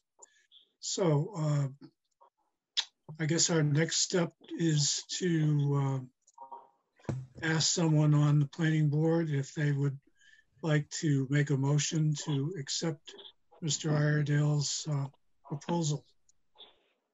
I'll make that motion. Would someone like to second it, please? Second. Let's read the motion, please. Ms. Kressel, perhaps you could help us with the motion. Sure, it's a motion to, well, I'm assuming that when you said to make that motion, your motion would be a motion to allow the applicant to withdraw without prejudice. Yes, and that was made by Mr. Soper and seconded by Mr. Collins. All right, all those in favor? Aye. Aye. Aye. And then it has to be a roll call vote because you are on Zoom. Okay, let's do a roll call. Mr. Soper? Yes. Mr. Collins? Yes. Mr. Rangel? Yes. Mr. Hughes? Yes. All right, so voted. That's it. That's it, everyone. Thank you for participating. This is town government and boards, the way they work. And this has been an education for all of us tonight. And so thank you for participating. Ms. Kressel, thank you so much for being here tonight. We really appreciate it. Anytime. To the developer team, thank you for coming and presenting your case. To the public who commented, thank you so much. And to my fellow planning board members, thank you everyone for participating in this tonight. And I have a motion to adjourn. Motion to adjourn. Second. All those in favor? Aye. We're adjourned. Thank you, everyone.